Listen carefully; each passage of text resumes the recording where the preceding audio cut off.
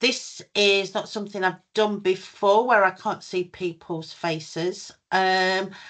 Some of you may know me from seeing me around at some of the events in Derby City.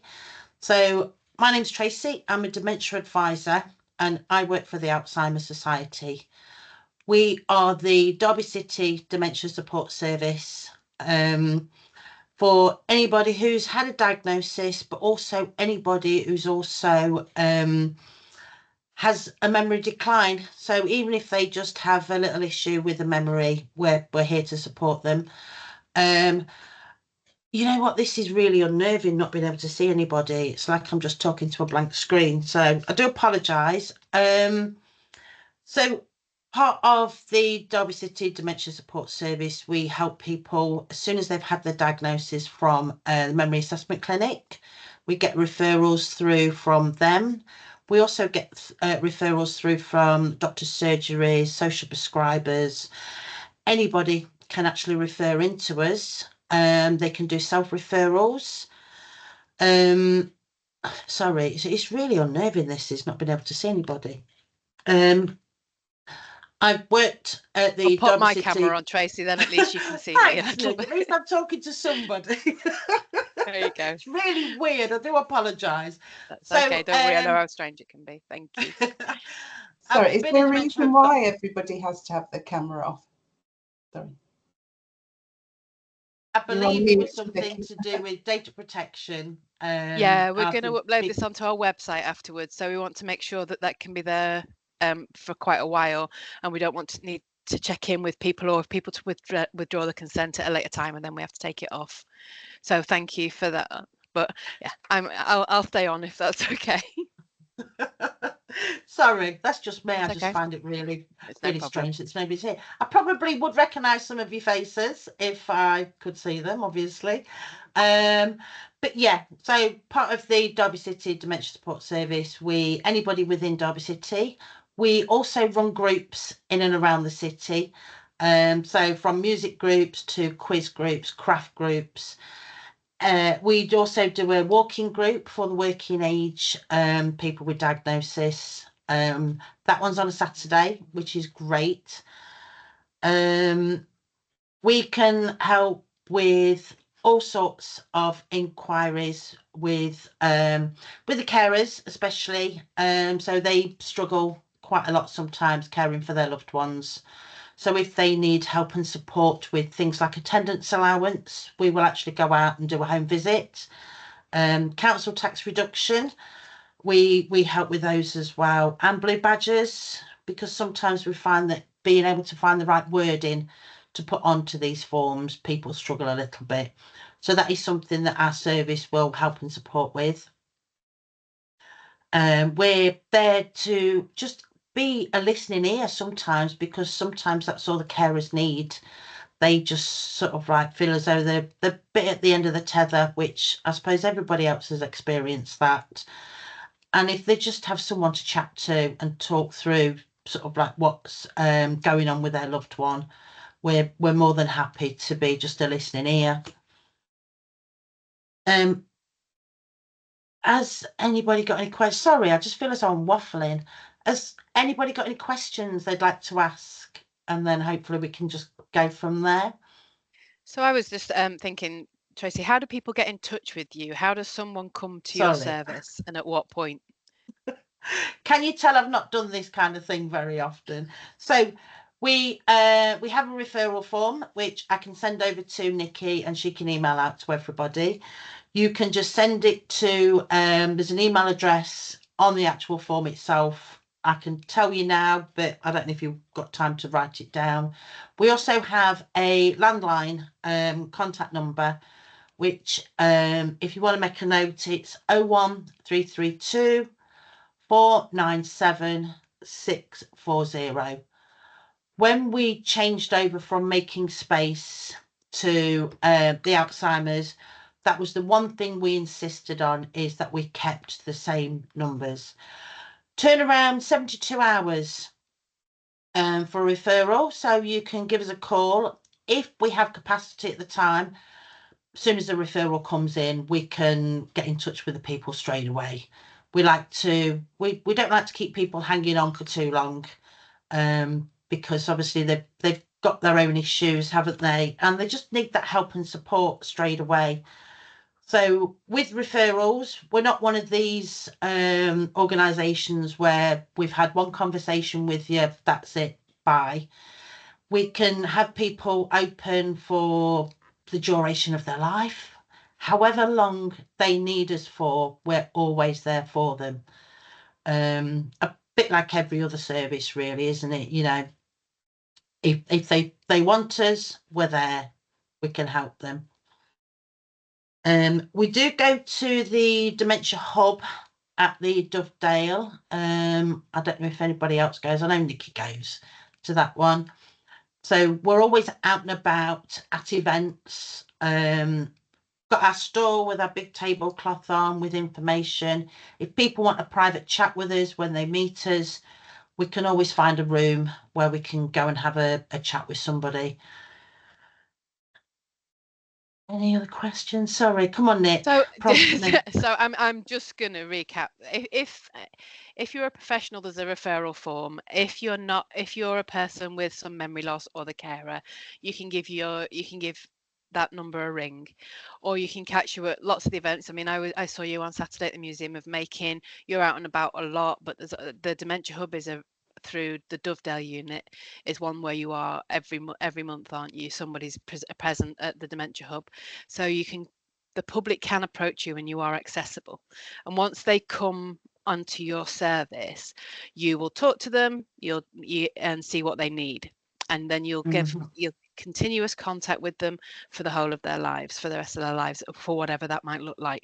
So that might be some help with some form filling when they get to maybe attendance allowance or other things, or it might be attendance at some of your groups. And I missed it, so just to recap, it was Saturday morning as your walking group. What other groups have you got?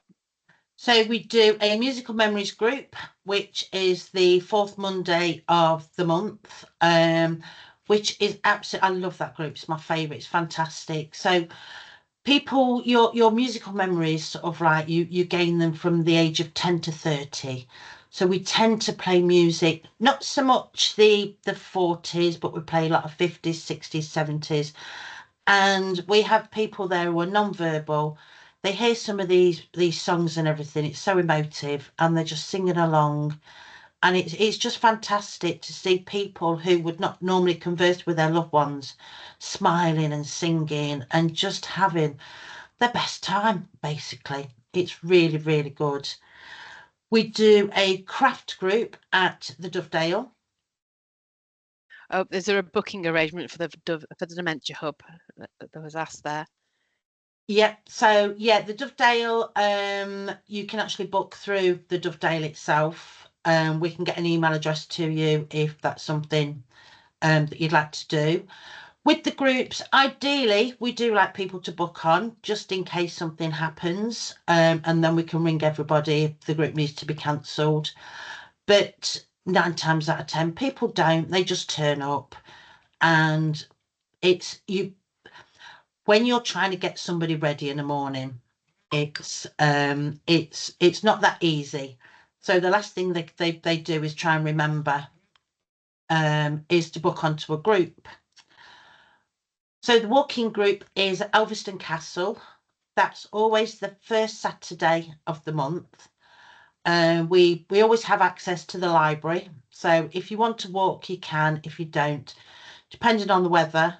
But we tend to find that the carers stick together, and then members of staff or volunteer will have a chat with their loved ones. And it's just a really, really good social group. And you just get these, at all of our groups, you get these sort of like organic friendships that are formed. Because when you look at some people, you would never put that couple with that couple, but because they've all got that common ground, it's just amazing. They have the peer support from others, and others actually meet out of groups socially at other times. I think there might have been another question there. Let me just have a quick look. Do people? Oh no, there's a booking on. Please. So I put the email on there about for the Dementia Hub. I'm going to pop a poster in there in a little bit as well, that gives you the dates. But that is also advertised on our social media and our Out and About that appears in the bi-monthly carers newsletter, because I go to the one that is in Derby City every other month, and then it alternates with Ilkeston every other month. And so I'll pop the dates on there.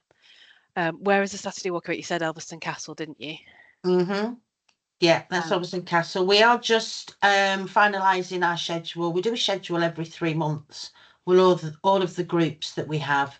I will get across a copy over to Nikki, and she can get it all out to you via email if that's okay.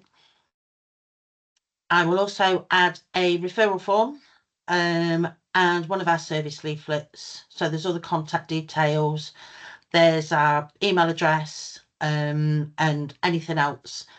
On the email, there'll also be my mobile number. I don't mind if anybody has my mobile number or even my email address. I'm always accessible. I try to always be accessible, should I say. Sometimes I'm out and about at groups and I can't always get to people straight away. But if anybody has any questions at all, you know, please feel free to give me a ring or drop me an email.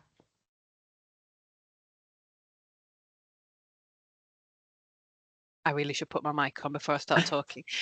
What's the thing that you're asked to do most regularly for people with memory loss?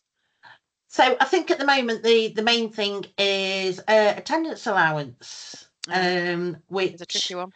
It is. It's a hard one. It's not the most easiest forms to navigate. Yeah, so it's not the easiest forms to navigate, and I don't know if you've ever seen one, but the questions are actually repeated and people just look at it and go, no, I'm not even going to bother. We enjoy doing them. I do personally. And just to see that, you know, we can get that extra little bit of help for people, financial help, whether they use that money to get a cleaner in or get a gardener, or even pay for taxis to get out and about. And then once they've got that benefit, they can then claim for 25% off their council tax. So as we all know, money's a bit tight for everybody at the moment. So it's great, and it's just lovely to see these people being able to afford those little luxuries, and the help that actually keeps them in their own home and stops them worrying. Yeah. And so Alice just asked a question. All of the events and the things that you do, are they advertised anywhere? Are they advertised on your website? They are advertised on the website. They're only up until the end of this month, hence why we're just finalising the new one. All groups are free. There's no cost whatsoever. There's always plenty of tea, coffee, biscuits, and sort of peer support. Talk to others that are going through the same journey as yourself. There's nothing better. Yeah, I agree. Is there anything else that anyone wanted to ask about the dementia services? So I think that what we'll do when we've finished is we will send out to everybody that's on today your schedule, the Dementia Hub information, and how to get in contact with you. If you're watching this on record, then if you get in touch with our helpline, we can send that out to you at a later date. So don't think because you're not on this live that you won't be able to get that. We can always send that out to you. Any other questions from anybody? What are the common queries that you get? So we have a lot of common queries around care and care in the home, because obviously, I say obviously, there is a lot of carer stress out there. Dementia is a really awful disease and it's horrible. It changes people's personalities and they're not the person that they used to be. So there's a lot of carer stress. So people actually want to, sorry, the phone's going. People just need that little bit of extra help in the home. So we can signpost people to sort of like all the care companies that are out and about. There's a lot of homes now that are back up and running doing day support. So you can drop your loved one off for the day, and you've got that little bit of respite to yourself. That other question, Nikki, sorry, I saw it flash and then it disappeared. That's okay. again. I'm going to just go off the back of what you were just talking about, actually, because I remember a while ago when you were in your Making Space era, there was a website that you used to direct people toward if they were coming towards perhaps making the decision about using a care home to support their loved one, maybe for respite, maybe for something longer term. And you had a website that was helpful to identify where there were available beds. Do you still, is that something you still signpost toward? Oh, sorry, put you on the hop there. You have, yeah. So no, we don't. That one's not around at the moment. But what we do have is we do have a spreadsheet with a lot of care homes in and around Derby City, and we've sort of like pointed out which ones do respite, which ones do daycare. They're all dementia supported care homes. There are the ones we do actually, well, I do. I ring them up every now and again just to have a chat with the care home. And if, you know, when you get a feel for something, if something just doesn't feel right, we actually, well, I do remove them off my spreadsheet. But it's just something that we've collated off the internet, and also talking to others. Okay. We can't just sort of like say, right, well, this one's the best. You have to make that decision, or the family have to make that decision themselves. Yeah, of course. And that everybody's needs will be different, won't they? And tastes. Yeah. So Vicky asked, do you have any volunteers who would befriend or offer a sitting service? We don't, unfortunately, no. And that is one thing that Derby City actually lack big time, is befriending or sitting services, free befriending or sitting services. There are some out there. In fact, is it Community Action? They are, I believe, are they putting theirs on hold at the moment? But My understanding is there's not a lot. There's not, everybody's putting them on hold at the moment, apart from maybe yeah, Silverline from Age UK. yeah. So I was sent an email on Friday, which I've been out all morning, so I've not had a chance to read them all. But there is a couple of links on there for befriending services, so I shall get those over to Nikki, and then she can send them out to you. That's really helpful, thank you.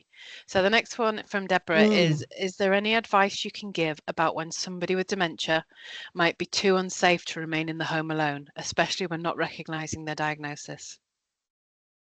Okay, so first and foremost, it's always got to be what's in the best interest of the person with the diagnosis. So if they live alone, then ideally you need to, if they want to stay at home, you need to think about getting care in. Otherwise, it's going to a home. Perhaps this one, I could perhaps have a chat. Is this Deborah? Yeah. I can give you ideas of what to do now, but perhaps I need to have a chat with you if this is what the situation you've got going on at the moment. Okay, so if that's like, am I okay to pass Deborah your details then, Tracy, and she can give you a ring? Of course you are. Yeah, perfect. All right then, Deborah, I'll have a chat with you. So okay, guidance for funding support. Yeah. So guidance for funding support for care. There are lots of routes who need a simple explanation. So I have a little bit of information on this because there is at the minute a future planning consultation going on with the council. The council have identified that future planning is a weakness, and Derby City Council, and they are doing a consultation with carers at the moment trying to get something into place. So there may be that there is something comes out of that that's a little bit more of an easier route and an easier explanation of what kind of support is out there and how it can be funded and all that kind of thing. So hopefully that will be something that is addressed in the future. Right now, where would you turn, Tracy, for guidance of funding support for care? So the first thing I would sort of like ask is the person self-funding? So do they have over 23, I think it's about £23,500. If they're under that threshold, then it would be adult social care for a needs assessment. So it's, as we know, the waiting list for everything is always so long. they're a great team. It's just that there's just so many people that actually have those needs at the moment. So you can either contact Adult Social Care directly yourself, or you can actually go through your GP. They will come into your home and sort out your needs assessment, and whether they can then arrange to have carers come in, help support, or if you're at the stage where it's unsafe to be at home, look into care homes, which usually is the last person that anybody wants to do, go into a care home, because they have this really negative image. And I always say it's, you know, you've got new friends, you've got meals cooked 3 times a day, and somebody does your washing for you. There's always a negative, it's always a positive, sorry, about going to a care home. And it's just choosing the right one. Some of them are amazing.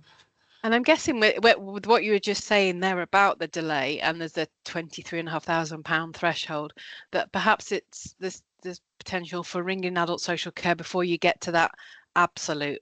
Because I know they have a sliding scale, or maybe I'm assuming they have a sliding scale before you get to that, don't they? So I wonder if perhaps, you know, you don't have to be right at that point in your savings, that on the last minute you can probably get in touch with them a little bit before. Yeah, definitely. But even you, like you say, even though there's a bit of a wait, and we all like to forward plan, it'll be great. So they won't, it sounds really awful. Just the information that we've been given, this is, they won't entertain you until you actually need the help. So if you have somebody they're okay at the moment, but you know, we know they're going to decline, please don't get in touch with Adult Social Care, because there is no point. They can't do anything. And I just think that it's a resource that could be used for somebody at crisis point. That's interesting. That's good, because it's we do hear about carers that that do get in touch with Adult Social Care to kind of just want to be on their radar, even though they might not need them just yet. And that's true of services like ours and services like yours. That we encourage people to get involved with us at an early stage, but perhaps with Adult Social Care it's not quite the same. So Michelle's added as a diagnosis needed. No, not at all. Not for us, sorry. I don't know if that was Adult Social Care, but for us, definitely not. You don't need a diagnosis. I don't think a diagnosis is for a needs assessment either, is it? It's about need, not diagnosis. For care, no, not for care either. So if somebody has a care need, you don't have to have a diagnosis. You just basically, you do have a care need, end of. It's like things like attendance allowance. Please don't think that you've got to wait till you have a diagnosis before that. If somebody has a care need, then yeah, we can apply for that. That's fine. Excellent. And I heard a lovely story of somebody last week that got attendance allowance. They got it at the higher rate, so they got £100 a week, and they spent that on daycare once a week. It pretty much took up all of the attendance allowance, but it meant that they had a free day. And as a carer, I think we all know how valuable that is. Yeah, that's one of the good things about sorry, Nikki. One of the good things about attendance allowance is it's there to make the person to make their life easier, you know. And if it gives that carer the respite, then you know, them 4 or 5 hours that they get, it's amazing what it does for them. Absolutely. Yeah. So I can't see any other questions that are coming up, so I think that what we can do is probably stop the recording, if that's okay, Alice, and say thank you very much and goodbye to Tracy. Yeah, I'll just stop it now, Nikki. Okay, thank you. Anybody needs anything, please feel free to drop me an email, give me a call. I'm always